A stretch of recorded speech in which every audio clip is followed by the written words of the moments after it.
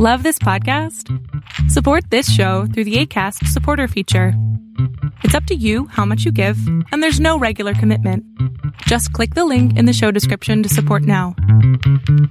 Welcome to Yankee Stadium.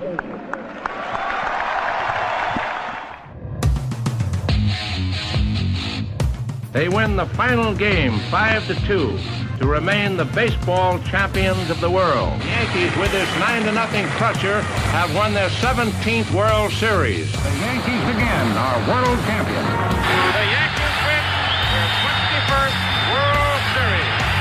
The Yankees are champions of baseball. Ball game over. World Series over. Yankees win. The Yankees win. The Yankees are back on top. World champions for the 27th time.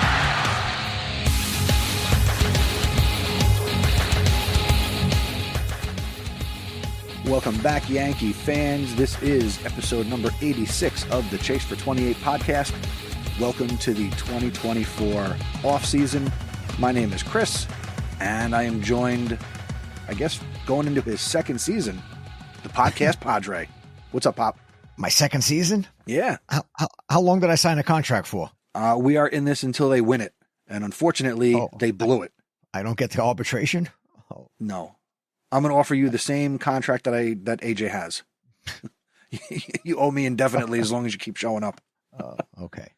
All right. So here we are, go. Dad. The big November podcast that we've been talking about since, I don't know, March. Yeah, just about. And as we spoke before, this might entail a few November podcasts to get it all in. Yeah, no, we're not going to be able to talk about the entire Yankee offseason in one episode. So we are going to have a couple of conversations between now and March of 2025 when spring training gets underway and pitchers and catchers report and all those wonderful things. But before we get into that topic, we've got our Yankee trivia question. So it's been a few weeks since we had a formal episode. Obviously, huge shout out to AJ for doing the bonus episodes during the playoffs with me. And we had that big 4-man episode. Shout out to Alex for joining us as we got into the World Series. You said you remembered the trivia question, which I wrote down again. And our last trivia question was, what Yankee holds the record for most consecutive 20-win seasons? I'm going to say Whitey Ford. Excellent guess, but nope. Oh, not Whitey Ford. Okay. Nobody else had any excellent guesses. Okay. Believe it or not, I'm hoping. I would think you heard of the guy, Vic Raschi. Yes. You heard of him? I've heard the name Vic Raschi, yes. Now, I have his career up. Okay. He won 21 games 3 years in a row. So that's the record. 3 consecutive years of winning 20 games. And he did it in 49, 50, and 51. Okay. So, and actually Whitey Ford was around then. But now I'm going to add a little bit to it. The year before, in 1948, he actually won 19 games for the Yankees. So he missed it by one of having 4 consecutive years. He did. In 1948, he went 19-8. 19-8. And then if you're looking, then after he won the 21 and 51, in 52, he won 16. So I saw that and I said, wait a minute now. That's a 5-year period. I think that comes out to 98 games he won in a 5-year period, which is, by today's standards, unheard of. Yeah. So I did another little Google. I was wondering, over a 5-year period, what's the most wins by a pitcher? It's him. No. All right, you're ready for this one? Go ahead. According to available records, I'm reading this off at the page. The most wins by a pitcher over a 5-year period is held by, here's the guy, Old Hoss Radbourn. Ready? Okay. He won 236 games in a 5-year period from 1983 to 1987. No. From 1883 to 1887. Well, in 1883, he went 48-25. Yeah, but in 1884, he had 59 wins. No, well, I'm on baseballreference.com, and in 1884, at age 29, he went 60-12. Oh, see, the one I'm looking at, they only gave him 59 wins. And his ERA was 1.38. Oh, he had a mean curveball. In his 11-year career, old Haas Radborn won 310 games. He was 310 and 194. His average for 162 games is 20 and 13. Good old Haas. Wow. Those were the days. That's when men were. I don't think there was a pitch count then. Would you like to know how many innings this man threw? I'm on Baseball Reference. So how many innings in what, his whole career? So in his career, 11 years, he threw 4,527 and a third innings. I was going to say 4,000. I'm just going to go quick through his career. Ready? 325 and a third, 466, 632 and a third. In 1884, he threw 678 and 2/3 innings. He led the league. Who was second? I don't know. 445 and 2/3, 509 and a third, 425, 207. He really tailed off there at the end. 277, 343, and at age 36, he pitched 218 innings. Which is more than anybody pitches today. I mean, the poor guy probably like crawled out to the mound by then. And in his career, I know we're way off the tracks already. He only gave up 118 home runs in his whole career. Whatever a home run meant in that time period. It was the dead ball era. You can't fool me. Walked 875 guys. How many did he strike out? He had in his career 1,830 strikeouts. In that great year of 1884, where he pitched almost 700 innings, he struck out 441 guys. Is there anything in there? Was he like Clemens' great-great-grandfather? I don't know. All right. This is why Baseball Reference is the single greatest website. They got everything. They got it all. His WAR. Oh my god! No, I'm kidding. This is crazy. Wow. All right. Wow. So he was never a Yankee. No. That's right. That's before the Highlanders came in. Yeah. He was probably dead before the Yankees existed. But anyway. Yep. And he was only 5'9". Right. He was 168 pounds. He must have grew up on a farm. I don't know. All right. Good old Haas. We should do a show just on him one day. He had a whip of 1.14. Okay. All right. So the answer to the question was Vic Raschi. And we may or may not have a question coming up for you at the end of this episode. We'll see if we remember. Okay. So you and I haven't really spoken since the Yankees lost the World Series. Do we want to rehash anything, or do we want to move forward? I'll give your choice. No. I mean, at the end, everybody was like, okay, the Dodgers were the better team. They outplayed them. And they did. The Yankees are a sloppy team. Yes. They lack fundamentals. I guess somewhere along the line, we'll get into like, whose fault is it? Who should be letting them get away with, the base running was terrible and whatnot. And the Dodgers made no bones about hiding the fact that their scouting report said, just let the Yankees be the Yankees and they'll beat themselves. Did you hear any of these reports? I did not hear that because I really haven't looked into things, but I look at the whole series. I mean, if it wasn't for Freddie Freeman, the man had a fantastic World Series. I mean, he set records and whatnot, but you go back to that first game. If they had gotten him out, the Yankees win the first game. The Dodgers may have still won, but it would have been a longer series. I mean, the last game when they lost, that fifth inning, they should show that to little leaguers. Like, here's how not to play. Dad, it was the worst inning of baseball in the history of the game. Yep. In 100 years, there has never been an inning where all those things happened in one inning. So I guess it's only fitting that if something happened only once in baseball, really, the Yankees would do it. Yeah. Do you think we're ever going to see Judge drop another fly ball? He didn't drop a fly ball the whole year. Yeah. He had 0 errors the entire season. I don't remember him dropping anything. If he ever had an error, it was a throwing error. Maybe. But you can see on that replay, you could see he was looking at the runner. He took his eye off the ball. And we all know baseball is a game where you got to keep your eye on the ball. Yeah. Real quick, I do want to say this is from Sports Illustrated, from Joel Sherman, New York Post writer. Quote, what the Dodgers told their players in scouting meetings was the Yankees were talent over fundamentals. That if you run the bases with purpose and aggression, the Yankees will self-inflict harm, as was exposed by Betts Edman, Freeman, etc., that the value was very high to put the ball in play and make the Yankees execute. They mentioned that the Yankees were ... the major's worst base running team by every metric. I'm not going to argue with it. We watched them all year. Dodgers players came out and said that really their World Series was beating the Padres to get to the world, to go to the NLCS. Yeah. That they felt that the Padres were the best team in baseball in the playoffs. Okay, so now if you want to go down the rabbit hole, whose fault is it? Whose job is it to make sure that the team does the fundamentals? I have an answer to that question, but unfortunately, he got his extension. He'll be back in 2025. Well, isn't it the whole coaching staff? It's not just him. It's the whole coaching staff. That's true. You got a coach for everything. You got a hitting coach, you got an infield coach, you got an outfield coach, you got base running, you got hitting assistants.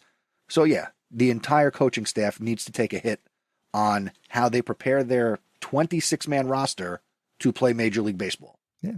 I mean, when you hit the ball, I mean, granted, there's times where they say you're running the bases, you need to pick up the ball where it is in the outfield and you know if you should go. But then there's times where like the ball is behind you. You got to pick up the coach. The coach is telling you what to do. Now, granted, we talked a little bit during the season about our third base coach sending people he shouldn't have sent. Yes. And he did it in the World Series too. He did it in the World Series.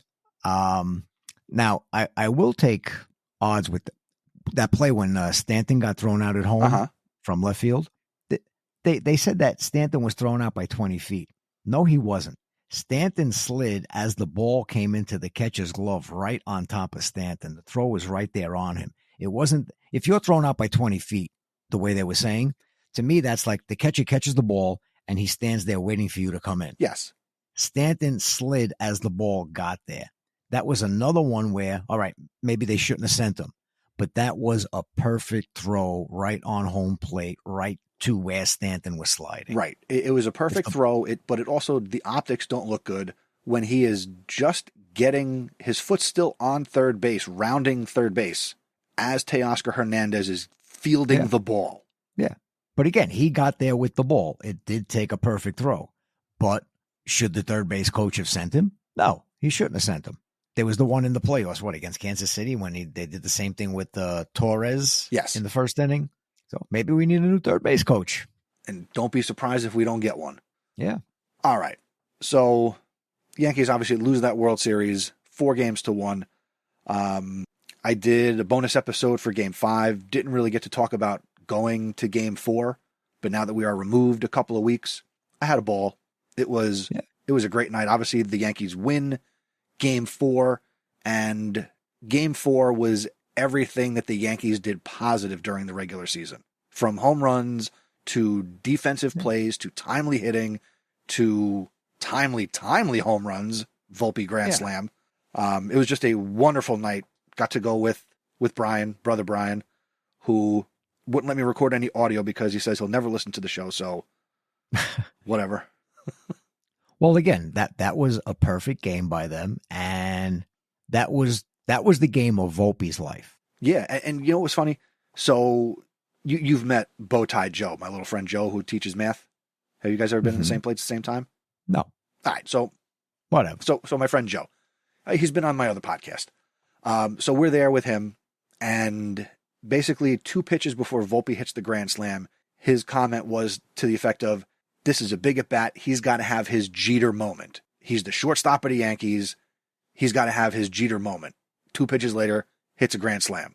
Right. Makes big time defensive plays, stealing 2 bases in the game. So he had his Jeter night. He did. He had his Jeter night, and the next night he crapped the bed with that throw to third. You know, the more I watched that play, I'm going to put that more on. Chisholm should have caught it. Chisholm should have caught the ball. So does a more seasoned third baseman make that play? Probably. Yeah, he backed off the ball and just tried to an Olay backhand. Yeah. So I mean, it's a bad throw, but it was a bad play by Chisholm. Right. I mean, when you look at it, you got a guy playing third base in the World Series who, whatever number game that was at third base, was his total number of games at third base in his life at the major league level. You know, you got, but still, catch a ball. Catch the ball, right. We had a first baseman who probably should have had his 2 broken fingers and stayed on the IL because, I don't know, when's the last time that he hit a home run? June? Yeah, I don't think he hit one when he came back before he broke his fingers. Yeah. So Rizzo, a lot of issues. And again, these 2025 Yankees, they're going to look a lot different than the 2024 Yankees. And things have already started moving. That just goes to show you what they thought of Rizzo playing first base with 2 broken fingers. That was better than anything else they had. And actually, they didn't report till the World Series started that Birdie was unavailable. What, he pulled his groin or something? Yeah, so he was unavailable. Yeah. He wasn't on the roster. Yeah, but that would have been the alternative. You would have had him playing first base for, again, like the 5th time in his life. Yeah. So, all right. A couple of things here. A couple of transactions onto the offseason. You've got a lot of notes. We're going to go through the transactions that have taken place since the World Series ended up until we're recording this tonight. And then the main focus of this episode, again, number 86, is going to be the question: should the Yankees re-sign Juan Soto? What happens if they do? What happens if they don't? Right. All right. So, since the World Series has ended, Clay Holmes has elected free agency. Good. Alex Verdugo has elected free agency. Good. Good. Juan Soto has elected free agency. Shocker. Surprise. Surprise. The Yankees, of all those who chose free agency, including Tim Hill, Gleyber Torres, Tommy Kahnle, Jonathan Loáisiga, and also Anthony Rizzo, Juan Soto is the only player of their free agents that the Yankees extended a qualifying offer to. Now, this means that should Juan Soto sign with another ball club, the Yankees would receive a compensatory pick in next year's draft. Okay. Everybody else, so if Gleyber Torres signs with another team, Yankees aren't getting anything back for him. Right. He's out. Yeah, because there are some people you don't want to give them the qualifying offer because they might accept it, and we don't want you. Right. So Yankees are willing to take that chance. Yes. We'll talk quickly about these free agents in a second, but also transactions. The Yankees added the following players to their 40-man roster, all 3 coming from Scranton, Wilkes-Barre. Right-handed pitcher Yerry de los Santos, catcher J.C. Escarra, and left fielder Taylor Trammell. 3 guys we've never heard of, but they are worth putting on the 40-man roster for reasons beyond our knowledge. Yep, got to be something to them. Yep. Also, Lou Trivino, he elected free agency. Goodbye. Right. Goodbye. The Yankees outrighted center fielder Duke Ellis back to Scranton. They promptly traded Taylor Trammell to Houston for cash.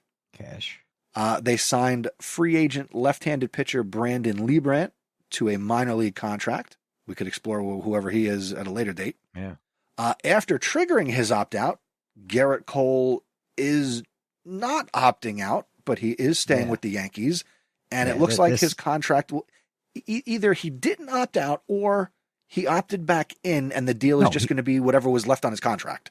Yeah, no, he did opt out, but then the deadline was the following Monday at 5 p.m. And before that came, he unopted out.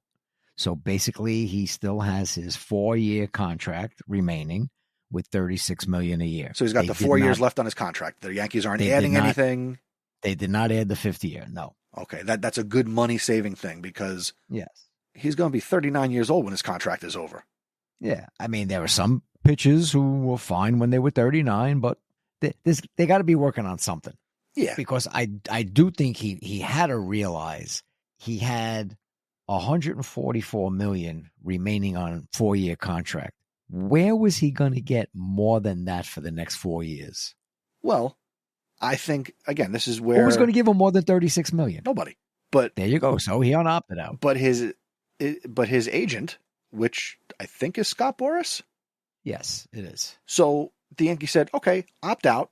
Go ahead, see what's out there. There was nothing out there, so he came back because he was not going to make more money.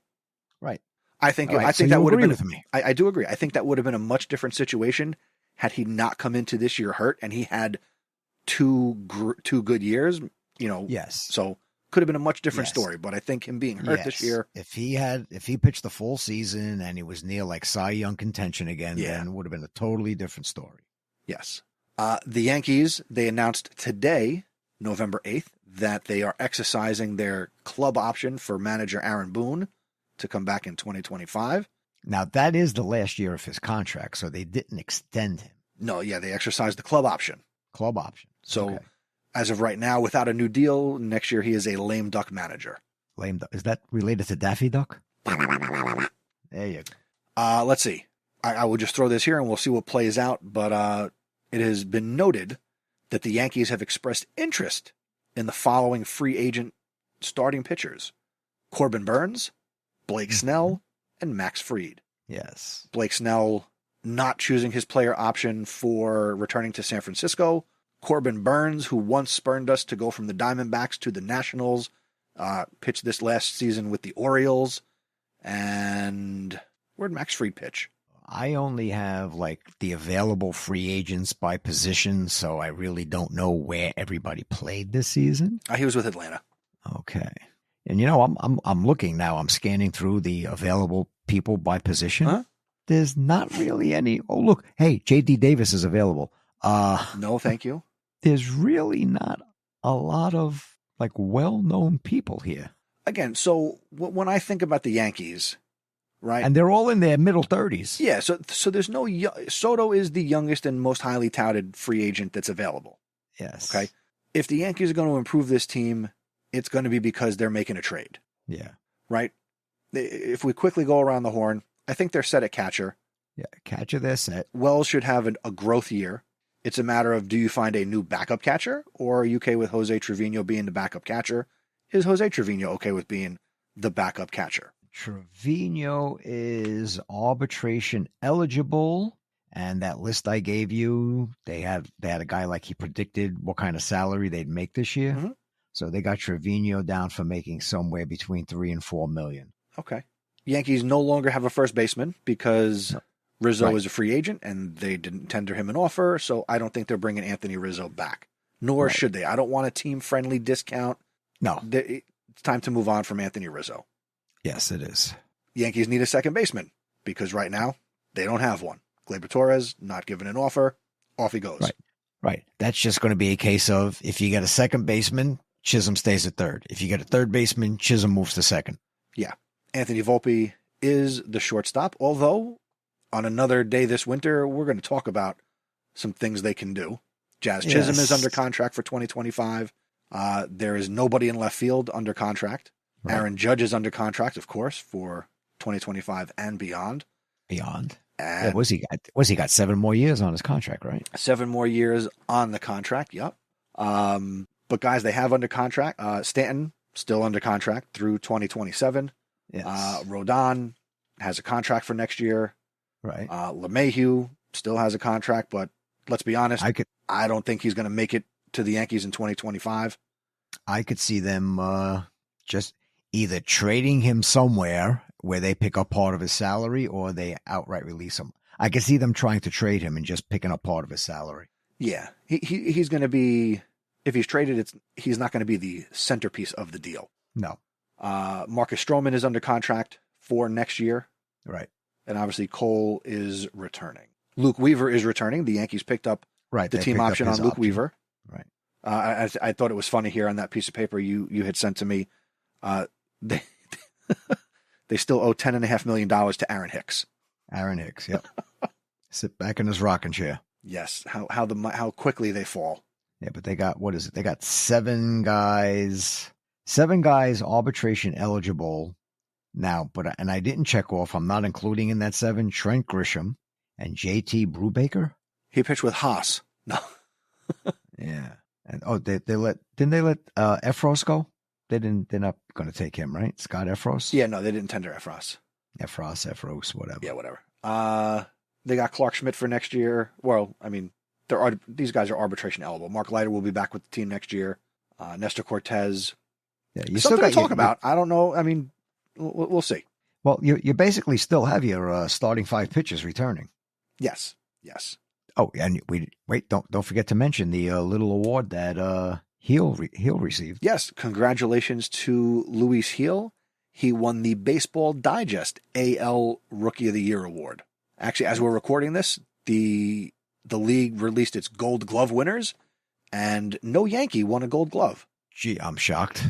Well, remember, those awards are for the regular season. Don't talk about the postseason. They don't count. Yeah, well, I don't know who would have won anything. Oh well. I don't know. Our center Whatever. fielder didn't didn't record an error the whole season. Do they do honorable mentions? They don't. You either get it or you don't. They had some big events. Bernie Williams was there. Don Mattingly was there as they were giving out Gold Glove awards. Whole big thing.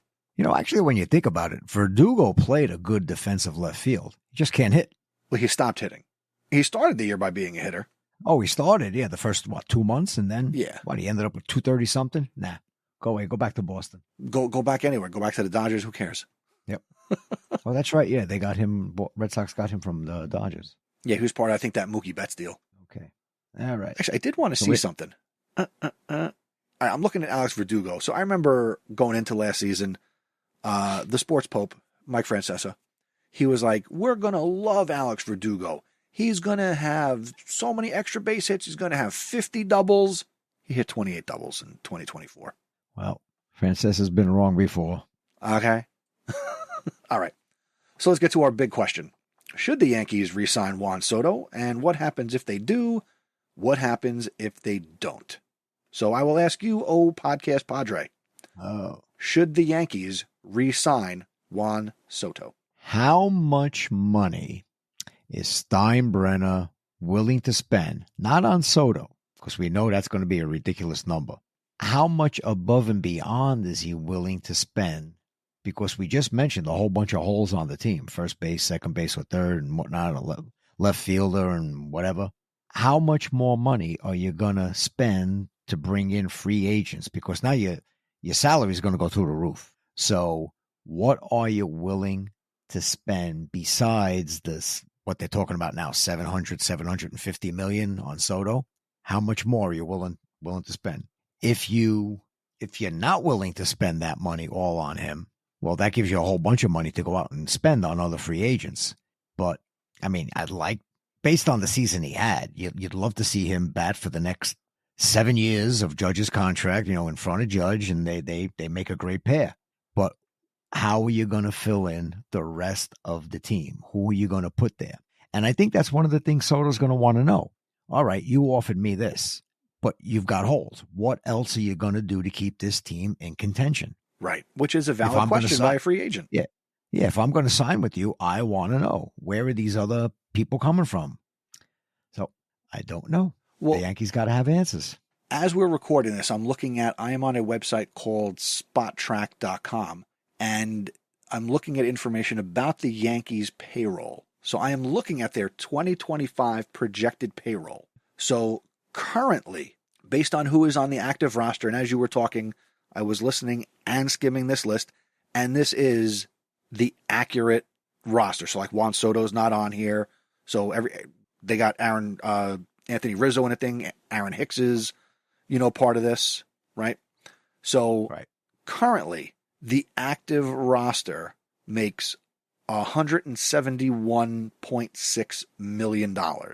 When you adjust it for some different factors, it's $186.4 million, their payroll. Their projected payroll for 2025, just based on projected arbitration and pre-arbitration salaries, is $235 million.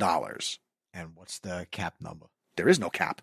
No, isn't the one where you still got to stop paying taxes? I do not know the luxury tax threshold. So what'd you say? It was 200 what? As it is right now, they project it to be $235 million next season. And that's without Soto. That's just who they have now without signing. That's just the people they have under contract right now. And if arbitration plays out a certain way with people that are arbitration eligible.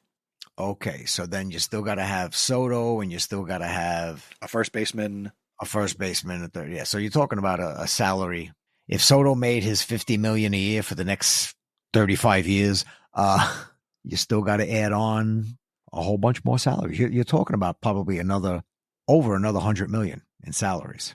And if you go for free agents. And I just looked this up. So the 2025 luxury tax threshold, according to their 2022 to 2026 CBA, in 2025, the threshold is $241 million.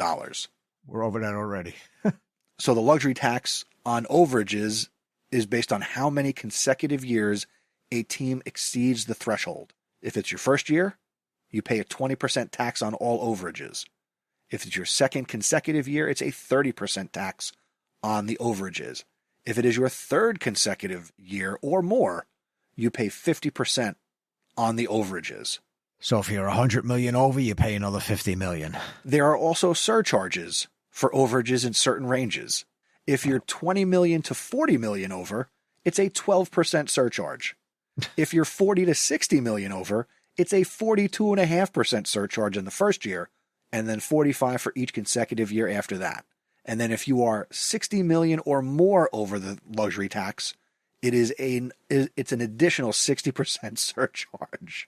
I have nothing to say. Deferred money in a contract can reduce your collective bargaining number, which can lower the luxury tax, a la what the Dodgers did with Shohei Ohtani and him deferring the money. But now, if I understand it correctly, okay, he's getting what, $2 million for 10 years, and then it bumps up every year after that.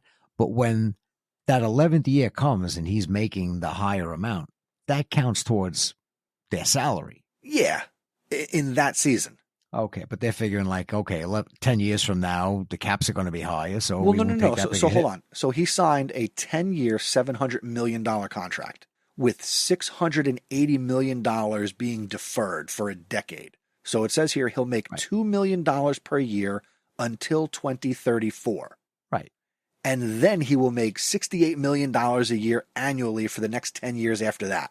But he'll be out of that contract. But that $68 million is going to count towards their salary cap for those 10 years. Does it? Why not? I don't know. If he's still playing, he could still be a DH. Like, that's like the old question. Is Bobby Bonilla's $1 million count towards the Mets salary? All right, I'll have to get our research team on that. Yes. I'm searching this article for the term luxury tax, and it doesn't even show up. So who knows? All right. Well, wait. Now I got to throw the question back at you. Yeah. Do we sign Soto or not? So let's say they don't, and he's looking for a contract in the $650 to $700 million range. Let's say $750, right? Because ego and I want to be the highest paid baseball player. Yep. That's a lot of money for one player. And you brought it up with what you said, that if I'm him, I'm going to ask, all right, I'm getting this. What are you putting around me?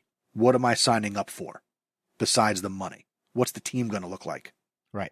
I'm going to be honest. The Yankees were the Yankees before he played with them, and the Yankees will continue to be the Yankees if he doesn't play for them. I don't think the Yankees should sign Juan Soto. I think they would be better served finding other pieces to plug the holes. If you've allocated that money, I would rather not invest it in one player. I would want to make sure I can go out and trade for and sign a first baseman. If they've got enough players that I think will be good. Now, are they going to be Juan Soto? No, nobody is Juan Soto. That's why he's going to get the contract he's going to get from whoever he gets it from. But if I'm putting together a team, the Yankees could not sign him, and they can still put together a quality contending ball club. Would you accept? Who were the three players I saw if they signed them to like 4 or 5 year contracts? Santander, Bregman. Who was the other guy? An outfielder. All right, his name escapes me. Cody Bellinger? Oh, no. It was Bellinger accepted his contract back with the Cubs. Yeah. He took the player option back. But that would have been one if he didn't do that. I would have been interested in him to come in and play first base. I've heard a lot of interesting things. So let's go with the Yankees don't sign Juan Soto. Okay. Naturally, then you're thinking, all right, Judge goes back to right field, and now you've got to put a center fielder in place. How quickly people seem to forget on social media that Jason Dominguez exists. And if he didn't get hurt after being called up in 2022, no, at the end of last season, 2023. 2023. Okay. If he didn't get hurt, he was going to be the Yankee left fielder this year. Yes, he would have been there from day one. They would have never got Verdugo. Never would have got Verdugo. So he would have been the Yankee stopgap. Yeah. So he would have been the Yankee left fielder. Okay. He's still under team control, obviously. Dominguez. During the season, the Yankees brought in Jazz Chisholm, who with the Marlins was playing center field, who earlier in his career played second base. Both at a high level. looking at this team as it's constructed now, you could put Dominguez in center. We can find a left fielder. You mentioned Bregman. I got no problems bringing Alex Bregman in at age 31 to play third base. Yeah, He's an all-star third baseman. He can hit, and he's a fielder. And he can field. If you play him at third, where could you put Jazz Chisholm? You could put Jazz Chisholm in left field, or you could move Jazz Chisholm over to second base to replace Gleyber Torres, and now you've got a guy who would probably feel very comfortable playing second base for the Yankees. Well, there's also idea. There's another. Go ahead. I'll put Chisholm and Dominguez in the outfield. I'll put Santander in right.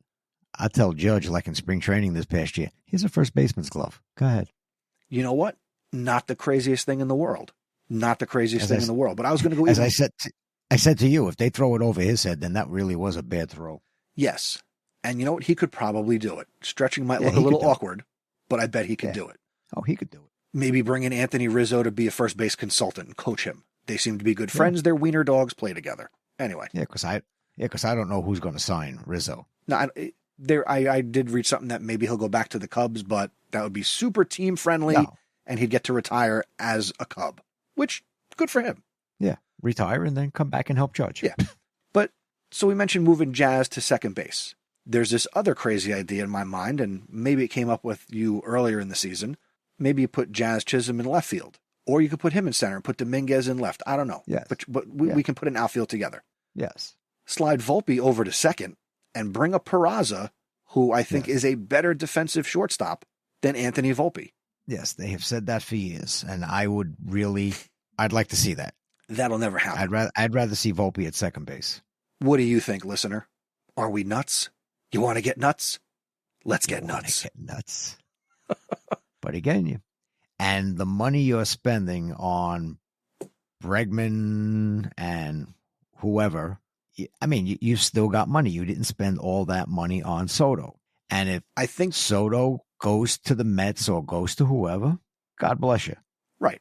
You can't just give him the keys to the city. And like I said, then what are you going to do for the rest of the team? Exactly. You have another year like this year. Him and Judge have a fantastic season, and everybody else craps the bed. And let's be honest. Did he have a great year? Yes. Juan Soto had a fantastic year. He had the best year of his career going into free agency, and he's a great ball player. He is a generational talent. But I don't think the Yankees are in a position where they absolutely need to sign him at all costs. And again, they could take that money. They could invest in, I don't know, their bullpen, their starting pitching. You can never have too much starting pitching. How great would a starting five of Garrett Cole, adding a Blake Snell, a revitalized Corbin Burns? You know, when the Yankees won in 2009, it was that 2008 offseason where they brought in CC Sabathia, AJ Burnett, and a first baseman. So let's go out and find another first baseman. They're talking about this guy from the Diamondbacks, Christian Walker, could be traded for. There's two viable starting pitchers out on the market. Plus, we do have our existing starting five. Yeah. I don't think Luis Gil is going anywhere out of the rotation. He's only going to be another year stronger and another year better. Clark Schmidt did an admirable job. Honestly, while the Yankees have signed Carlos Rodon, could they trade him? Who knows? It's not impossible or out of this world to think about, okay, yeah, we signed a guy to a contract, but to turn around and flip them and trade them? I think if they trade anybody, it might be Cortez. I don't know what he's worth. Maybe he's somebody better to put in the bullpen. You also got Stroman. Now, again, when you look at Stroman, what value does he have to this team if he didn't even pitch at all in the postseason? Yeah, they had absolutely no faith in him the way he ended the season. He was good for like 3 innings or 4 innings. And to me, now you're talking about you're a long reliever when you could pitch through only 3 or 4 innings. That's it. You're not a starter anymore on my team. Yeah. But as you said when we talked the other day, he was a good boy. One of the complaints about him was what he used to do on social media when he was with the Mets and whatnot, complaining. He was a good boy this year. He stayed quiet. He just took it like a man. He was very professional, and I do commend him for that. But like we also said, if they trade him, then he'll talk, and you'll hear everything that he didn't like about being with the Yankees. Oh, then who cares? Yeah, right. Then you're somebody else's problem. Go back to being you. So then they'll be like, why don't you shut your mouth? You're on our team now. Be quiet. Yeah. So just to recap this, you believe the Yankees should sign Soto? No, actually, I don't think they should. Not for that money, because I don't know how else they're going to plug in the team unless they bring up all of Scranton. And I don't think they're going to do that. No, they got to be willing to spend a hell of a lot of money to fill in the rest of the team, and I don't think Steinbrenner's going to do it. I think he's got his dollar amount. Here's what I will spend, period. And he's not going to go above it. The problem is, if they do sign him, now that you've dedicated another huge sum of money to one player, now it's going to be Brian Cashman in the front office going around trying to sell us and get the fans excited on Brian's bargain basement deals of, we see something special in this first baseman that we found in the recycling bin, or a second baseman who, no. I think, again, a lot of Yankee fans sign him at all costs. Even I said early in the season, bring out the big blank check, start printing the money now and fill up the Brinks truck. But seeing how the season played out, seeing how they went down in the World Series, and again, our goal is not to just make the playoffs and get to the World Series. The goal is to win the damn thing. Yeah. And this team, as presently constructed, is not a World Series winning team. I will say this about Soto. Everybody says generational talent, like the best hitter in baseball. Ready? Here's my comment. Go ahead. The best hitter in baseball doesn't bat 288 for the year. Now, I did pull an interesting stat. I looked at his whole season. He played 157 games for the Yankees this season. Right. Out of the 157 games, he had 0 hits in a certain number of those 157 games. Would you care to take a guess as to how many games this season he went hitless? I haven't got the faintest idea how many games it would be, but I'll say, I'm going to take a wild guess. I'll say half of them. Now you're asking me to do math on the fly. Less than half. Tell me the games. I'll tell you. 157 games. Less than half the games. So 78 and a half. So 78 games is half. Too high. So how many games did he not have a hit? 50. Okay. So a third. A third. Which I don't say that as a blemish on his record. I think that's amazing to play 157 games, and in only 50 of those games did you not get a hit. And there were so many games, not just like one hit, like 2 hits, 3 hits, had a couple 4-hit games, right? Nothing made me happier than seeing him take a walk and not swing at bad pitches, not only in the regular season, but in the postseason. He performed. He was clutch. He is fantastic. But that deal, if he signs it, it has to be a Yankee-friendly deal that still allows them to put the rest of the pieces in place. Well, he's got to want to be a Yankee. That's the end of the sentence. He's got to want to be a Yankee. He's got to want to be a Yankee. So he really doesn't care what's offered out there. He's like to Scott Boras, what the Yankees offer, tell me about it. I will take that. Because let's face it, whatever they offer him, if it's a 15-year contract, whatever the dollar amount is, he's set, his family set, his kids, his grandkids down the line. They're all set. Yeah. Whatever the dollar amount is, they're set. Now, let's just say, so he is 26 years old, right? Just in October, he turned 26. Just had a birthday. Happy birthday to Juan Soto. Hope it was wonderful. How many years is his contract going to be wherever he signs it? He's 26. What how many years? If Judge signed the one to get him to age 39, and I think that's like Bryce Harper again to age 39. So you got to figure he's got to be in that neighborhood. 15-year contract to age 40. He's got to be in that neighborhood. Do you think it needs to be a get him to age 40 contract? Or could you get him signed on a 10-year deal for beaucoup dollars? You might give him one like Rodriguez had way back when, where I sign you, well, like what Cole just had. I sign you for 15 years, and who knows, maybe the 8th year or something, you got an opt-out. Okay. All right. Now, I did not think we would agree on this, but you say don't sign him. I say don't sign him. And anybody listening probably says, you morons. If you think we're morons, feedback at chasefor28.com. Yeah. That's the email. Then if we're morons, then tell me, where are they getting the rest of the players to fill in on this team? And how high are you going to make this payroll? And I'll be honest. It's easy to spend somebody else's money. Oh, for sure. We're great at it. But you grew up in my house. I know that. Yeah. But even looking at how that luxury tax works, I understand where an owner would be like, I mean, that's a lot of tax dollars. Yes.